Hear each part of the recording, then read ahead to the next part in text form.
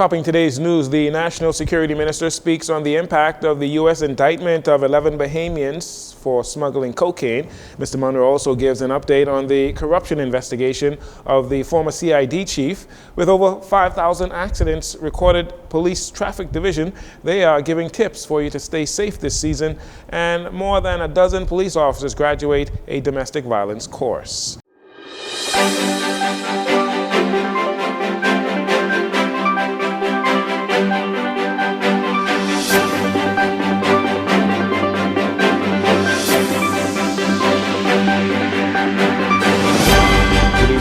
I'm Jerino Saunders. This is your JCN Evening News. It's definitely a pleasure to have you join us.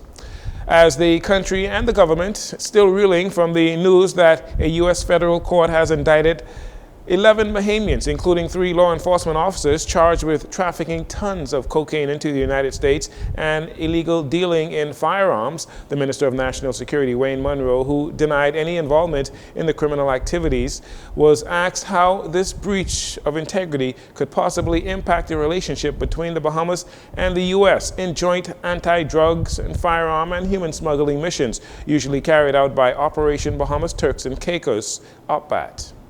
What that likely does is affect the way that our partners may look at us. So, for instance, I discovered from Defense Force officers and Marines who served on board a shipwright at the Coast Guard that they're not allowed in the command center with the radar feeds and that. So if this justifies their lack of trust of us, then that creates a very real problem. Mr. Monroe, who said he only learned of the U.S. federal investigation and subsequent indictments on Tuesday, was a call-in guest on Guardian radio show Morning Blend with host Dwight Strawn on Thursday. Mr. Monroe said the government is taking this extremely serious and will do all that it can to retain the trust of their American partners. How this will affect how they interact with us would be a matter for their judgment, and it is why we have to address it aggressively to demonstrate that, as the Prime Minister says, we intend to hold everyone accountable. What is alleged in the indictment will become very clear when the details are put out. What is being alleged from reading it is tons of cocaine, not small quantities. That is literally what the indictment says. This indictment, and this is what the Prime Minister is speaking about, talking about something coordinated, large scale, where quantities are flown in by plane, broken down and taken in by boat. That's what the actual indictment says. Meanwhile, there have been calls for Mr. Monroe to resign or be fired as National Security Minister. Asked if he had concerns of being fired, he said that decision is in the hands of the Prime Minister.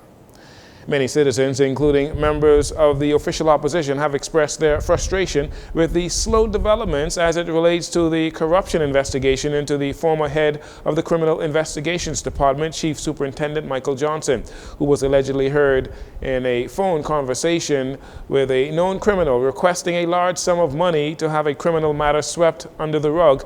He's possibly connected to several murders, allegedly. Minister Monroe said the investigation is ongoing.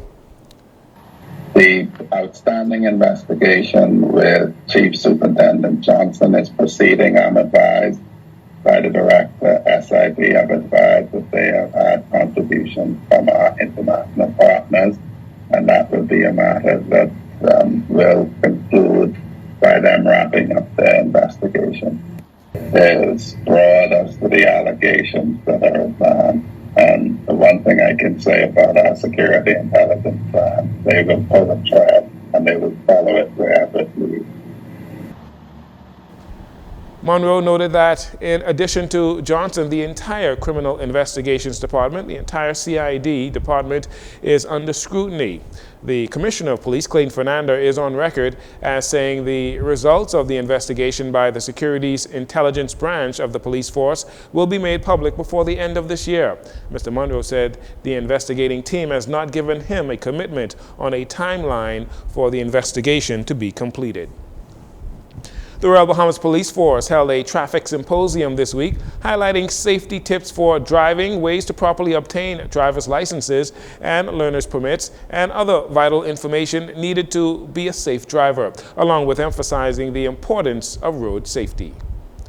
Road safety is everyone's business. As I said, with 5,000 accidents reported nationally, it's simply just too much.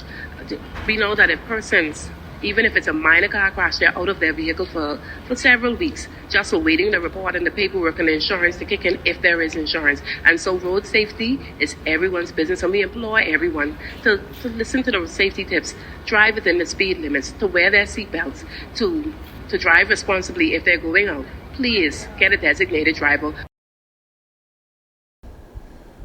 The country reached 61 traffic fatalities so far this year, 2024. That is up from 51 fatalities in 2023. Officials from the Royal Bahamas Police Force, Road Traffic Department, and the Ministry of Energy and Transport have all urged motorists to drive with caution and, again, be careful this holiday season. The Pan American Development Foundation and the United States Embassy conducted a Royal Bahamas Police Force domestic violence certification course and recently held a graduation ceremony at the University of the Bahamas. The course curriculum was crafted specifically for police officers here in the Bahamas and comprised instructions on intake, assessment, treatment planning, and documentation for domestic violence facilitators, as well as basic counseling skills, crisis intervention, case management, and trauma information cases. 17 officers participated from various divisions and various family islands. The information received is geared towards preparing officers to handle a domestic violence complaint from the police station level to initial treatment and recovery processes. And finally, in this segment, the United States Embassy is slamming reports that were circulating on social media claiming that Bahamians will be required a visa or will be required to have a visa to travel to the United States starting January 2025. The embassy confirmed that no such policy update has been announced. The rumor emerged following a U.S. federal indictment involving Bahamian law enforcement corruption. Prime Minister Davis was expected to meet with U.S. Chargé d'Affaires to address the indictment issue earlier this week. Meanwhile, the U.S. Embassy reaffirmed its strong partnership with the Bahamas. You're listening to JCN News. We'll take a break. We'll be right back after these commercials.